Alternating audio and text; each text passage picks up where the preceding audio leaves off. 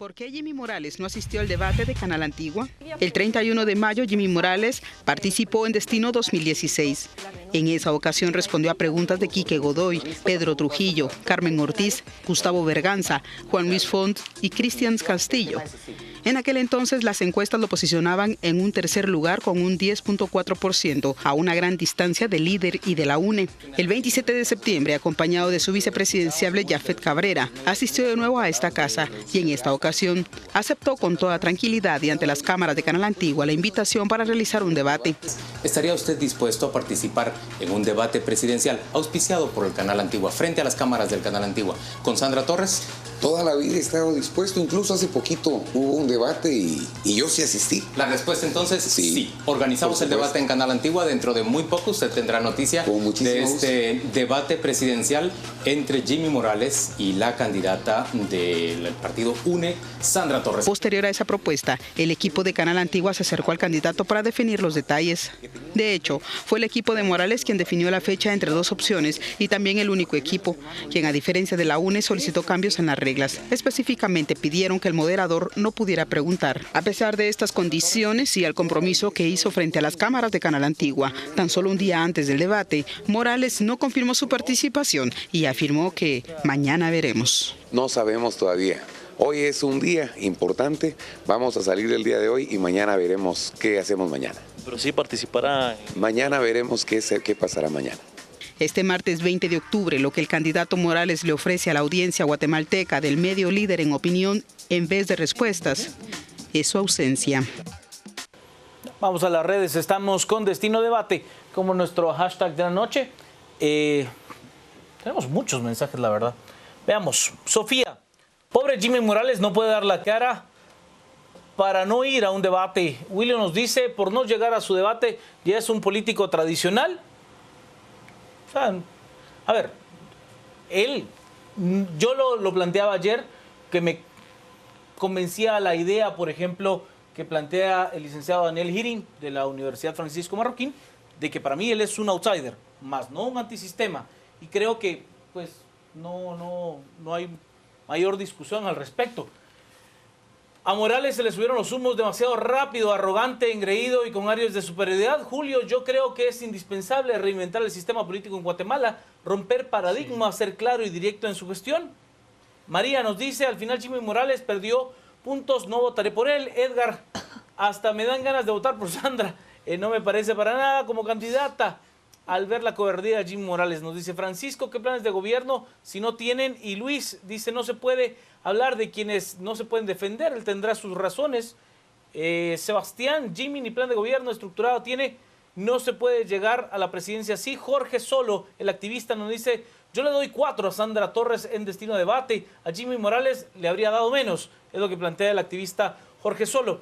Gaba Fuentes, Sandra Torres se venció ella misma, como siempre, se contradice.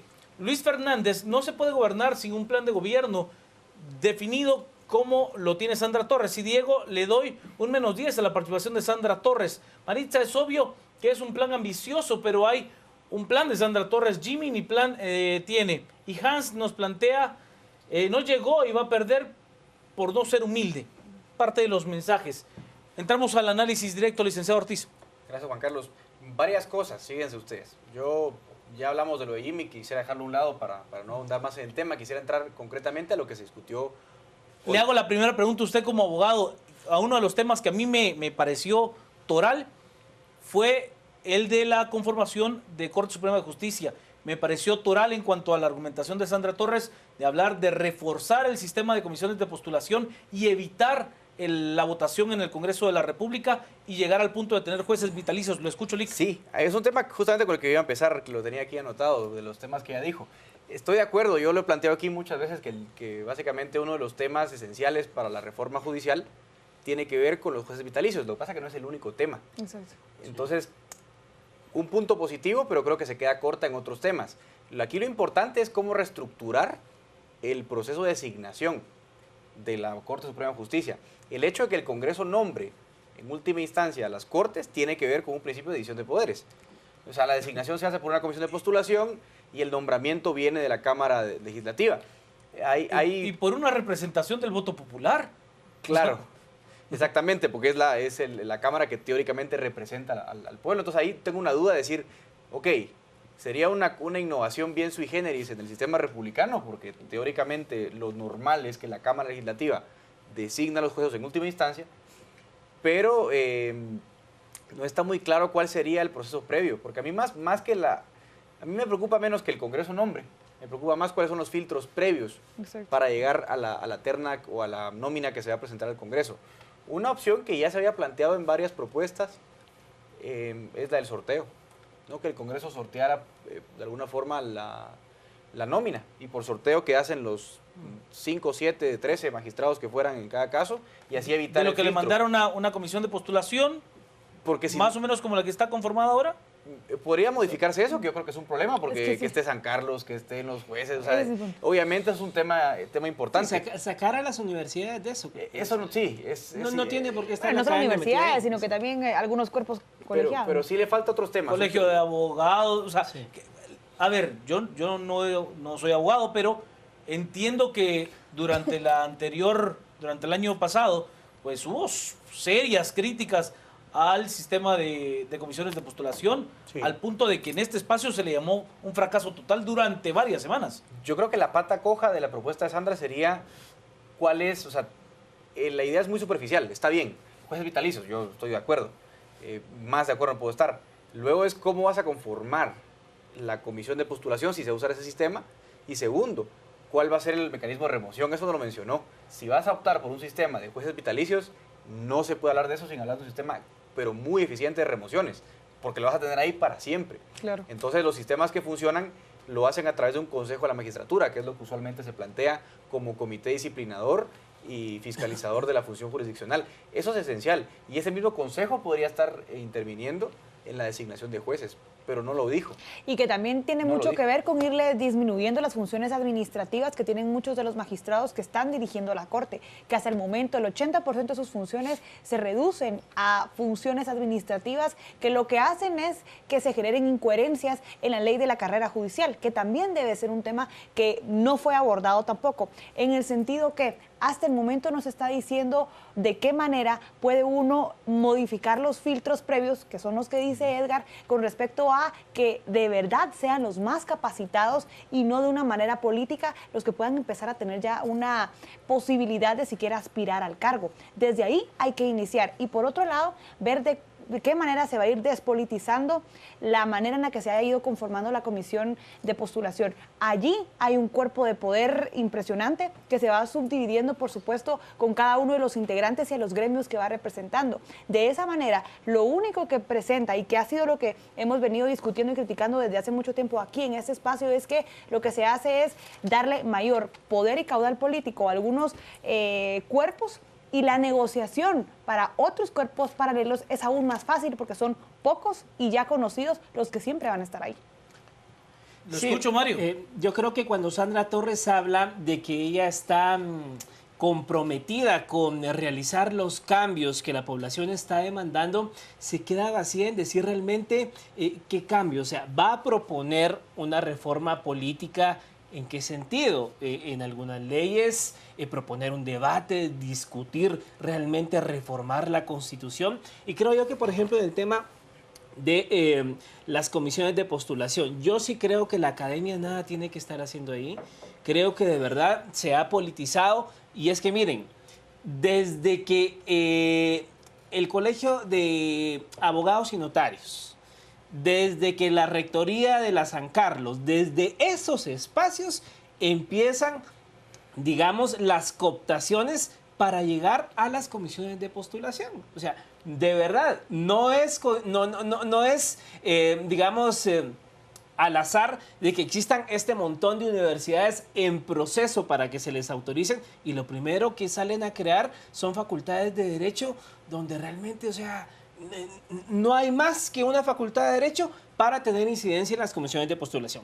Yo sí creo que Sandra Torres debería de aclarar realmente todo esto, cómo lo piensa normar. O sea, ella habla de atender las demandas de una reforma política, pero realmente aterrizar en qué, ¿Cómo lo va a hacer? ¿Se va a proponer el día 15, si es que gana el día 15 de enero, realmente entrarle de lleno a una reforma a la Constitución Política de la República, convocar a una Asamblea Nacional Constituyente? ¿Cuál va a ser la ruta? Porque solo habla, sí, estamos y voy a asumir los cambios que demanda la población, pero no se dice qué. Y yo sí creo que es imperativo en el tema de las magistraturas ordenar y realmente despolitizar, porque sí, desde el momento en que la Universidad de San Carlos, el Colegio de Abogados y las facultades el término es bien interesante, despolitizarlo.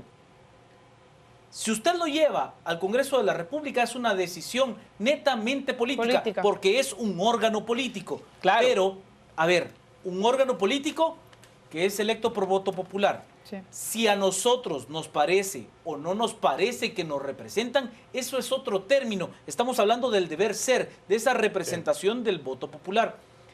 Si usted lo hace por medio de comisiones de postulación, usted va a tener una serie de elementos que en la teoría pues le hace sentido, ¿no? Que sus pares reconozcan la trayectoria de X, Y o Z profesional para llegar a los más altos puestos. En teoría hace sentido. Lo que pasa es que se han ido comiendo el sistema de a poco. Y, a ver, creo que no van a haber muchos sistemas de los que podamos hablar y menos de los que podamos decir, ese es perfecto. Claro, pero por ejemplo, el Congreso de la República, digamos, es el foro político por excelencia en cuanto a la representación y el debate. Pero, ¿qué tiene que estar haciendo, por ejemplo? Y miren, las campañas millonarias para llegar a ser rector de la Universidad de San Carlos de Guatemala, por ejemplo. O sea, ¿quién mueve esos hilos? ¿Cuáles son los intereses? Las campañas para contender, para llegar a dirigir el Colegio de Abogados y Notarios de Guatemala. O sea, es que desde ahí empieza el plan hormiga de cooptación. Yo sí creo, y definitivamente, el Congreso de la República es un foro político por naturaleza. Pero nada tiene que estar haciendo la academia en esto. Pero lo que yo sí creo es que Sandra Torres no aterriza en cuáles son los pasos para entrarle al tema. ¿Te parece si hablamos de carga impositiva en la siguiente ronda? Vamos a las redes. Tenemos mensajes con destino debate. Alejandro, Jimmy se ganó el podio en el Salón de los Mentirosos. Otro detestable más, incluso más que Sandra. Stuart nos dice, no hemos tenido debate, solo agresiones de la señora Torres. Creo que está claro que ella no es la mejor opción, plantea Stuart. Janet, que Jimmy no haya llegado no determina su futuro. Sandra Torres hizo un fraude de ley, eso sí determina algo, plantea Janet. Hablemos del cobarde de Jimmy y de la participación de Sandra. Creo que hay temas más profundos que analizar. Cultura, derechos de la comunidad lésbico, gay, bi, trans, mujeres, conflictividad, movimientos sociales, silencio, es lo que plantea Alejandra. Sí, creo que no fue un tema abordado como tal, sí, no lo fue. Jimmy Morales, mañana veremos qué pasa mañana. Sí, esa fue la declaración que dio ayer al momento de ingresar al foro organizado por Canal 3. Entonces tiene una agenda organizada para saber qué tiene que hacer mañana, dice Estuardo. ¿Les duele el desaire y mientras a nosotros nos alegra que no haya llegado Jimmy fue la mejor decisión? Bueno, si usted pues, no desea conocer los planteamientos de Jimmy Morales en un espacio como ese, su opinión es respetable. Rodrigo, Sandra demostró su verdadero interés. Leslie, Mario tiene toda la razón. Quien es fiel en lo mínimo será fiel en lo máximo, dice Leslie. Y por último, lástima que no llegara.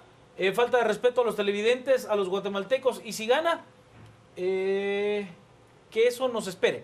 Es lo que nos plantea. Hablemos de la carga impositiva. Creo que fue enfática Sandra Julieta Torres en decir que no habrá un aumento de la carga impositiva, que ella no tendría un aumento de los impuestos, que incluso se habla de poder regresar al sistema antiguo en cuanto al impuesto sobre la renta. Licenciado Ortiz. Sí, eso me pareció súper curioso, le voy a decir por qué. Porque además criticó la reforma tributaria de 2012. Que era muy parecida a la presentada. Fue la que presentó. De Fuentes Night, sí. La del pacto fiscal, que esos pactos fiscales me da risa, ¿no? Porque hace el pacto fiscal los empresarios que no pagan impuestos y los gobiernos se los gastan. O sea que los que pagamos en realidad nunca entramos en el pacto fiscal. Entonces, curiosamente, que ataque tan airadamente la propuesta, que es cierto, yo coincido y lo he dicho un centenar de veces que la reforma fiscal fue un fracaso. Fue el puñalazo fiscal, diríamos. El puñalazo fiscal, y luego los parches que han puesto han sido peores. A la técnica legislativa fue terrible porque no te puede... Bueno, primero la aprobaste en 3 horas, ¿se acuerdan ustedes, no? Por la noche la aprobaron de una forma bien curiosa. El punto acá es lo que ella está defendiendo y lo que ella está atacando. Está atacando la propuesta de la UNE. O sea, su carta de presentación es: yo tengo experiencia. ¿Y de qué experiencia estamos hablando? De la reforma fiscal que ella misma hizo. Bueno, que su propio gobierno hizo, no lo hizo ella. A ver, que solo voy a hacer una aclaración en lo que plantea el licenciado Ortiz, en honor a la verdad. En su libro, Juan Alberto Fuentes Knight, pues hace una crítica muy fuerte al papel que jugó Sandra Julieta Torres en el gobierno de la Unidad Nacional de la Esperanza. Entonces, él sí le hace una fuerte crítica donde le dice que pues había un gobierno, un gabinete alterno que era Cohesión Social y que era dirigido por ella, y que el gabinete dirigido por la Vicepresidencia de la República, la Presidencia de la República, quedaba a un lado luego de las decisiones tomadas en Cohesión señala Social. que le debían de responder a ella. Claro. Sí, bueno, ahí es, creo que es solo para aclarar de quién venía esa... Y tampoco quiero culpar a Juan Alberto Fuentes Knight, a quien yo tengo en alta estima y respeto. No coincido lógicamente con su planteamiento ideológico, pero lo respeto mucho, que es un tipo muy bien preparado. Pero el punto es el siguiente: la reforma fiscal ya se hizo. Los puntos que se reclamaban como los importantes ya se plantearon, que era restringir la planilla del IVA, que es justamente lo que ella está pidiendo ahora restablecer. Entonces hay una contradicción.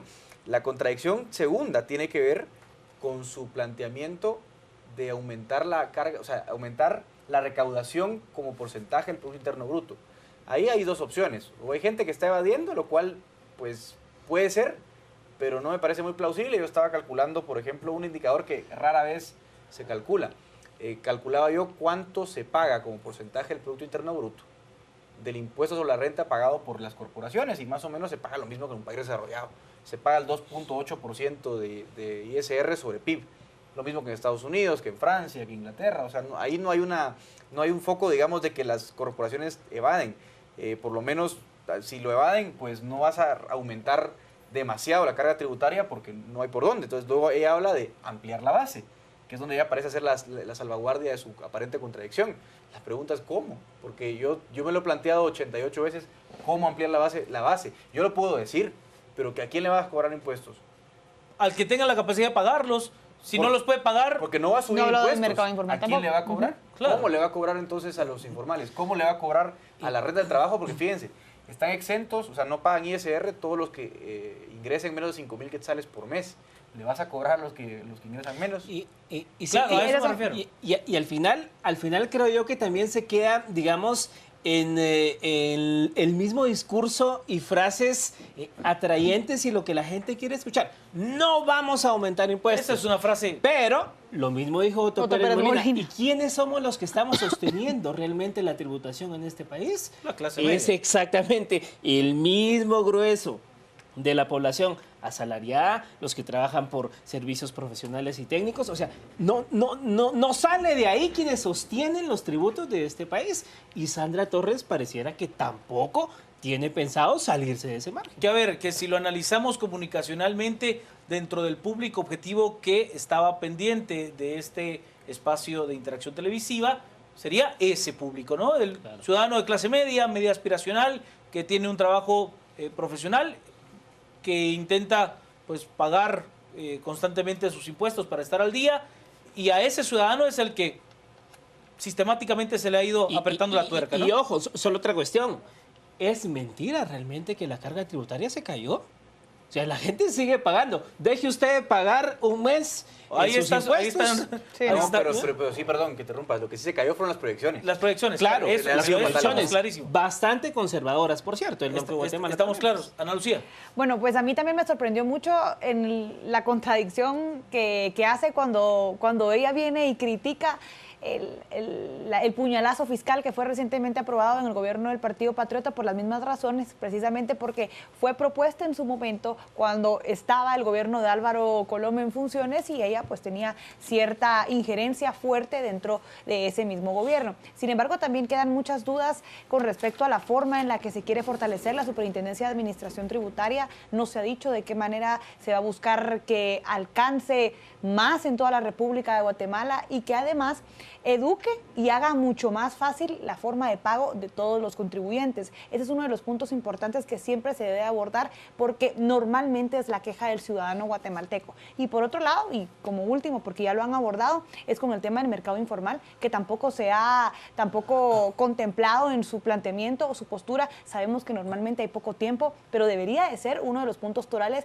porque ese mercado informal es además una parte elemental y fuerte del caudal de los votos de Sandra Torres, por lo cual tendría que tener ya un discurso preparado con respecto a ello y de esa manera ver de qué manera es coherente con su ideología, con su discurso y a la vez con esta propuesta de reformas o fortalecimientos al tema de impuestos. Y otro que ella siempre menciona para terminar en otros de los foros también es con respecto a las aduanas. Siempre dice en el tema de las aduanas hay que fortalecerlo, pero no se dice cómo, no se dice de qué manera se va a atacar ese nicho de corrupción que es tan fuerte que, vamos, ha sido en esta ocasión y para este gobierno una de las una joyas, lápida enorme. Una de las joyas. Sí. Una lápida gigantesca. Sí. O sea, sí, una joya en su momento, la lápida del gobierno de Otto Pérez al final del mismo, ¿no? Vámonos ahora a las redes.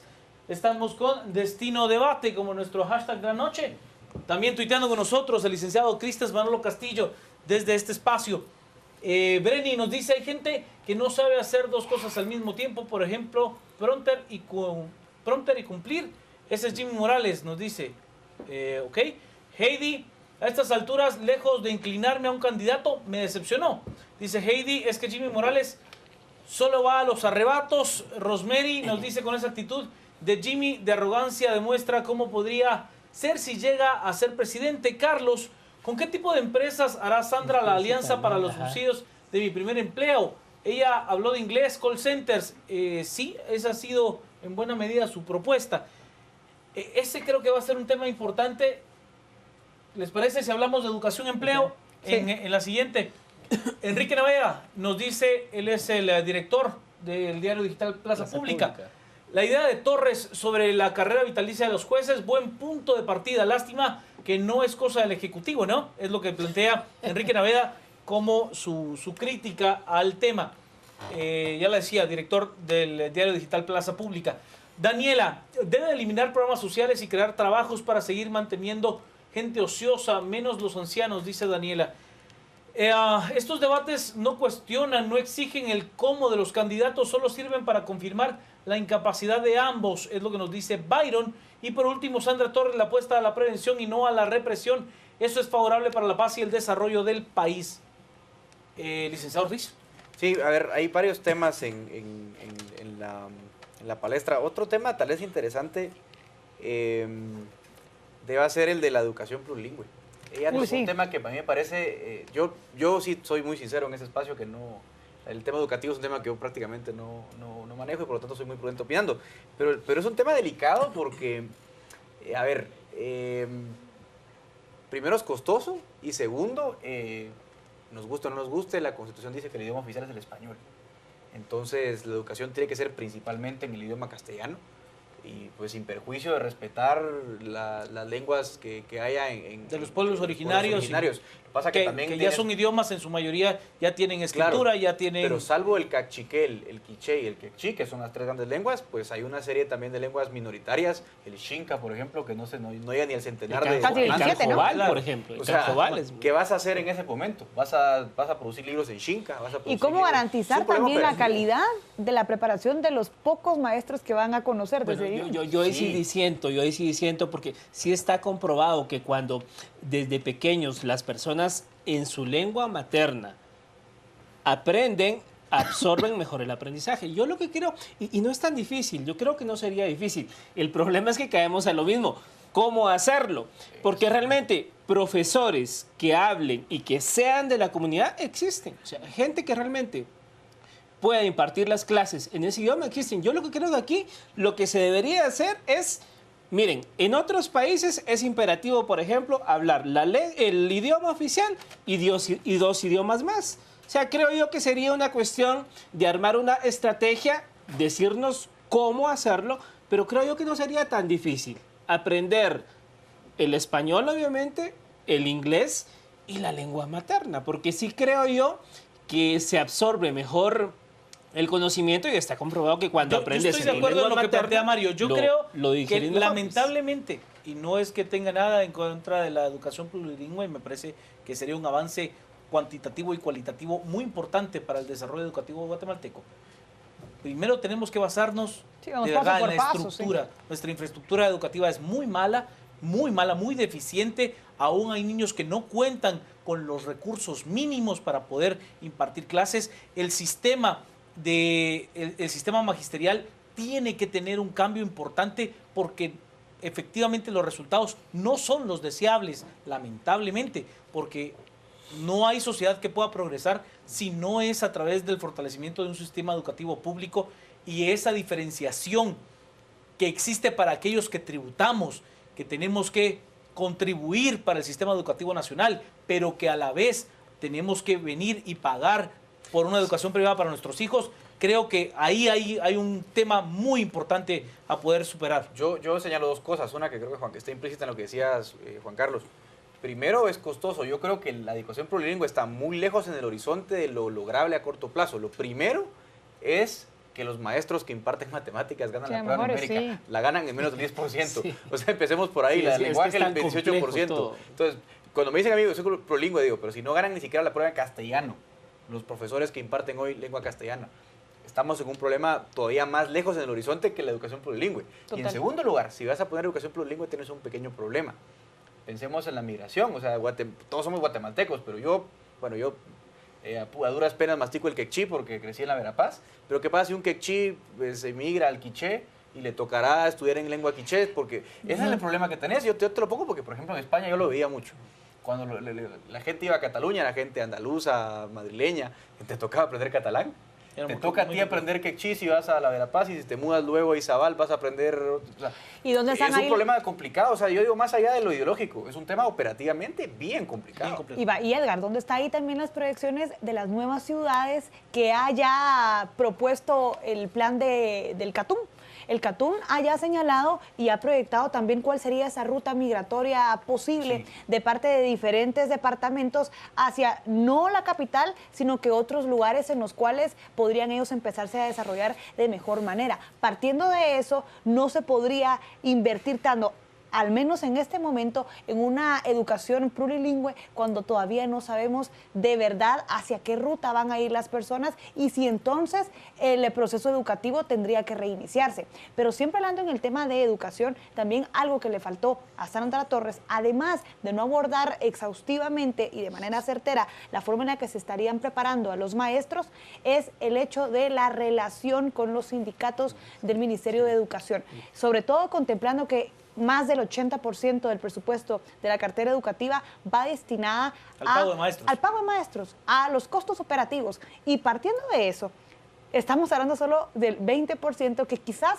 tendremos suerte que sea utilizado para inversión en temas de infraestructura, en capacitación de maestros, en, yo qué sé, en más material didáctico, etcétera, etcétera, etcétera. No sabemos de qué manera se va a hacer más eficiente el poco presupuesto que hay, no sabemos tampoco si van a haber revisiones a los pactos colectivos de condiciones de trabajo con los sindicatos, no sabemos en qué lado queda Joviel Acevedo y los otros nuevos sindicatos o cuotas de poder dentro de la cartera. Ni Jimmy ni Sandra se quieren meter al terreno de Joviel Acevedo, ninguno de los dos en todos los foros que han participado cuando se les cuestiona específicamente sobre el tema de Joviel Acevedo, dan largas, se van por el caso de Morales ha dicho que hay muchos otros sindicatos dentro del sistema educativo. Creo que esa ha sido su respuesta recurrente y que él ve un cambio en cuanto al poder dentro del magisterio. No sé de qué cambio se habla. La Asamblea Nacional del Magisterio sigue teniendo una cuota importante de poder dentro de los agremiados magisteriales. Cerramos la temática, son las 10 de la noche con 41 minutos y solo revisamos lo que nos plantean las redes antes de ir a la pausa. Jaro, la ausencia o presencia a un debate no faculta o desacredita a un candidato. Sandra tuvo suerte. ¿Alguno de ustedes leyó la propuesta del plan de gobierno de los candidatos? Es lo primero para cuestionar y criticar. Sí, yo recibí una copia del de Sandra Torres el pasado domingo Y también he leído el de Jimmy Morales. El de Jimmy Morales ni siquiera no está disponible a su totalidad en la página web. ¿Cuál fue la evaluación final según los tweets? Fue ventajosa. A ver, ahora le doy los datos con certeza. Mis compañeros, a ver, se los doy con un grado mayor de certeza para no mentirle. Fueron más de 5,000 los tweets que se generaron en ese espacio. Y si me permite darle los datos, a ver, aquí está. De los cuales más de 5,000 en 40 minutos y de las interacciones 63 fueron favorables para Jimmy Morales, 178 fueron negativas para Jimmy Morales, 23 positivas y 104 negativas para Sandra Julieta Torres son los resultados. En cuanto a los porcentajes, 17.2 positivo para Jimmy Morales, 48.37 negativo para él, tan solo un 6.25 positivo para Sandra Torres, pero también tan solo negativo 28.26%. Son los datos de ese proceso electrónico que, pues la verdad, lamentablemente no se puede confrontar porque no hubo debate. O sea, ahí es donde pues, claro, radica el problema de la herramienta, claro, porque está diseñada para un debate. Y si usted no tiene debatientes, pues sí, no. La cantidad de tweets que iban negativos y positivos hablando en el tema de Jimmy Morales era para o defenderlo o atacarlo por su ausencia, claro, en el debate. Y por lo tanto, de esa manera también hay que cuestionar un poco la eficiencia de esta herramienta, porque precisamente no cumplió los objetivos planteados, porque no se pudo realizar porque no estaban las condiciones para poderlo usar. Era un debate y se convirtió en entrevista. A ver, si tenemos la gráfica, solo la vemos, como decimos, es un tanto cuestionable la eficiencia de la herramienta por lo mismo, porque no puede usted medir algo para un formato distinto, que era el formato del debate. Pero esa es la gráfica, para que usted tenga referencia de ella. Vamos a la pausa, quédese con nosotros, tenemos todavía mucho más que contarle al regresar acá a las 10 p.m. Y vamos a cerrar la temática, estamos con Destino Debate, como nuestro hashtag de la noche. Revisamos los mensajes, tenemos muchos hoy. Leslie, qué triste final tendría mi querida Guatemala. Ver cómo Jimmy falta al debate, al cual aceptó ir, es decepcionante, la verdad, no merece la presidencia. Julio, ¿ustedes creen que los candidatos ya pactaron con Joviel, Lara y otros sindicalistas? Una pregunta interesante. No sé si ya pactaron, pero al menos no quieren enemistarse con ellos. Claro. Creo que sería el análisis más general. No se meten en demasiada confrontación o diatriba con ellos. Estaremos en pie de lucha por muchos años más. Ese es un tema interesante, ¿no? ¿Cuál será la participación del ciudadano ante la victoria electoral de cualquiera de los dos? Es un tema. María, los retos son muchos y estos dos personajes, al igual que todos, ven su beneficio y apoyo. Araceli, Sandra Torres no está preparada, no sabe hablar, lamentablemente Jimmy es un prepotente. Y el doctor Zavala, con él lo cerramos, no ha llegado a ganar la Antigua porque ya sale favorable la encuesta de mañana, falta de respeto al pueblo de Guatemala. Bueno, supongo que el doctor sí tiene datos, yo no los tengo para poder decir cómo saldrá la encuesta que presenta Prensa Libre el día de mañana, yo no tengo ni la más mínima idea. Lic. Voy a decir dos cosas, porque imagino que estamos ya cerrando el Sí, ya estamos bloque. para cerrar. Primera, como crítica constructiva a Sandra Torres, creo que ella desperdicia mucho tiempo señalando la falta de experiencia de su contendiente y creo que eso es incorrecto. Yo entiendo que si la experiencia se tiene, se demuestra y no es necesario decirlo, ¿no? Así que yo creo que hubo un exceso de señalamientos al ausente Jimmy Morales. Si la tiene, la demostraría o la demuestra. Yo creo que está un poco de más que el ataque. Luego hay un tema muy atado a este que yo quisiera comentar, que nos dio tiempo lamentablemente el bloque anterior. La propuesta de vivienda de Sandra Torres es exactamente la misma que la de Jimmy Morales y las dos me preocupan en un aspecto. Se basan en la rebaja de los tipos de interés. Eso es irreal. Si los tipos de interés en Guatemala son altos por una sencilla razón. La prima por interés que se paga en el mercado básicamente tiene tres componentes. La tasa de ahorro, el riesgo y la inflación. La inflación en Guatemala está alrededor del 4%, así que el piso de la inflación de la tasa de interés en Guatemala pues empieza por el 4%. Luego el nivel de ahorro de Guatemala es el más bajo de América Latina junto con el de Paraguay. Eso explica por qué los tipos de interés tienden a inflarse. Y en tercer lugar, el riesgo. Recuerden que el riesgo en Guatemala es una prima altísima, sencillamente porque, de acuerdo al índice Doing Business que publica el Banco Mundial, pues tardamos más o menos un promedio de 4 años y medio para exigir el cumplimiento de un contrato. Entonces, si eso no cambia, el tipo de interés no va a bajar y ambos insisten en esta cortina de humo de intervenir el tipo de interés cuando eso, en primer lugar, es peligroso porque o lo haces artificialmente inyectando fondos públicos, con lo cual generarás una burbuja inmobiliaria seguramente mañana, o te enfocas en lo verdaderamente importante, que sería, pues hagamos un país más seguro, más atractivo a la inversión y que los capitales empiecen a entrar a Guatemala y no a salir. Pero esa idea la comparten ambos, es central porque implica un gasto público, vamos a decirlo, bastante alto y lamentablemente pues está errada, ¿no? El tema de la vivienda popular es bien interesante. Yo no he oído ninguna propuesta que incluya, por ejemplo, vivienda popular, pero vertical. Creo que por ahí tendría que ir el tema. Ana Lucía. Lastimosamente nos quedamos sin tiempo para seguir hablando de más temas, de otros de las posturas. Sí, que habían interesantes. Muchas de las posturas que plantea Sandra Torres, incluso las preguntas que responde, que tuvo que haber respondido Jimmy Morales en su momento y que debido a su evidente ausencia no se pudo realizar. Pero lo único que nos queda ahorita para terminar es ver qué queda para el domingo.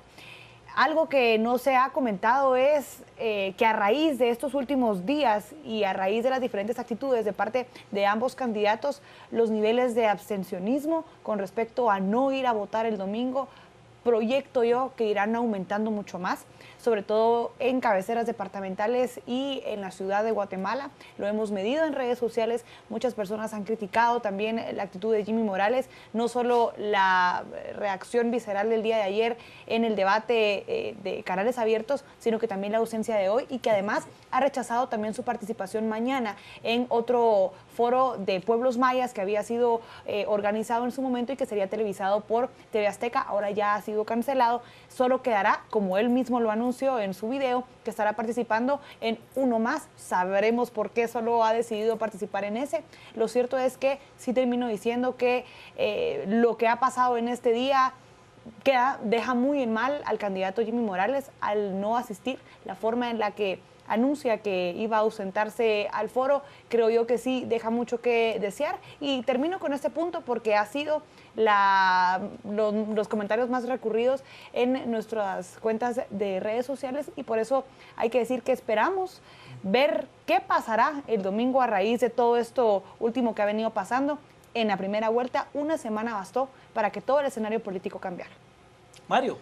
Bueno, yo quisiera finalizar diciendo que independientemente quién llegue a ganar el balotaje el día domingo, aquí la lucha debe ser continuar insistiendo en transformar y darle cara vuelta a este perverso sistema electoral que permite que hoy tengamos las opciones que tenemos. Creo yo que independientemente de que sí hay que seguir poniendo el dedo en la llaga en el combate a la corrupción, acá lo que hay que hacer es seguir presionando para darle cara vuelta al sistema político guatemalteco, si es que se le puede llamar sistema político, porque la verdad cada 4 años es una desilusión. Yo creo que hay mucho desencanto de parte del electorado, hay un rechazo, digamos, hacia los dos contendientes y esto tan solo nos dice que pues tendremos manifestaciones en lo inmediato. Yo creo que cuando hay, y miren, yo esto lo pongo, digamos, en el escenario 2011. La efervescencia que creó Otto Pérez Molina y las expectativas tan grandes que creó el Partido Patriota, pues hoy ahí están los resultados y eso es lo bueno. Cuando hay tanta expectativa y se pone la carne en el asador por una persona, pues a veces las desilusiones son tan grandes y tan inmediatas que pues bueno, acá yo el panorama que veo es prontas movilizaciones, que quien quede, un desencanto y a la población a seguirle exigiendo que aquí lo que hay que cambiar es el sistema. No es tema de personas, no es tema de partidos, hay que darle cara vuelta a este sistema perverso.